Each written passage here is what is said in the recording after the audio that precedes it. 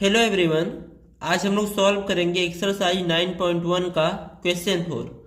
The angle of elevation of the top of a tower from a point on the ground which is 30 metre away from the foot of the tower is 30 degree. Find the height of the tower.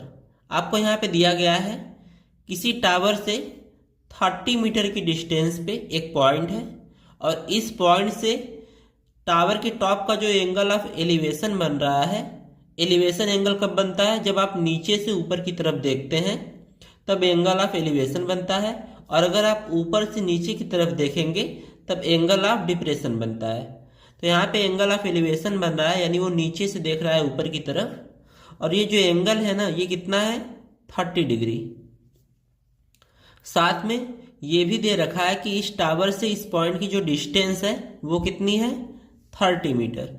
तो ये जो distance है ये कितनी है? 30 metre. तो आपको बताना है टावर की हाइट, यानी यहाँ से यहाँ तक की डिस्टेंस आपको बताना है। तो सबसे पहले पॉइंट का नाम लिख देंगे। इसको मान लेते हैं ए, ये हो जाएगा बी, और इसको मान लेते हैं सी। तो यहाँ पे लिख देंगे let A B is the tower and C is the point. ठीक है, हमने मान लिया कि ए बी आपका टावर है और C है पॉइंट जहां से एंगल ऑफ एलिवेशन बन रहा है। तो लिखेंगे अकॉर्डिंग टू द क्वेश्चन,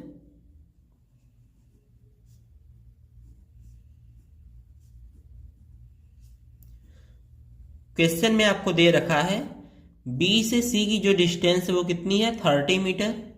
तो बी सी इक्वल्स टू है 30 मीटर। साथ में जो एंगल सी है यानी एंगल ऑफ एलिवेशन, ये कितना है? 30 डिग्री। अब आपसे पूछा क्या गया है?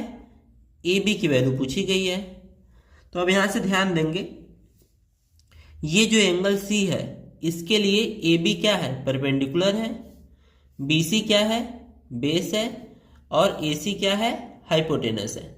तो हमें परपेंडिकुलर पता करना है और बेस हमें पता है। तो परपेंडिकुलर और बेस के रिलेशन को क्या कहते हैं? टेन कहते हैं। तो यहां से हम लोग लिखेंगे in triangle A B C ten C, क्योंकि सी का एंगल हमें पता है, इक्वल्स टू हो जाएगा टेन की वैल्यू क्या होती है? Perpendicular upon base. तो यहाँ पे परपेंडिकुलर है आपका ए बी और बेस कितना है? B C. तो यहाँ पे सिंपली वैल्यू पुट करेंगे। सी की वैल्यू है 30 डिग्री, तो ये हो जाएगा 10 30 degree equals to A B की वैल्यू हमें नहीं पता, बी सी की वैल्यू हमें पता है 30।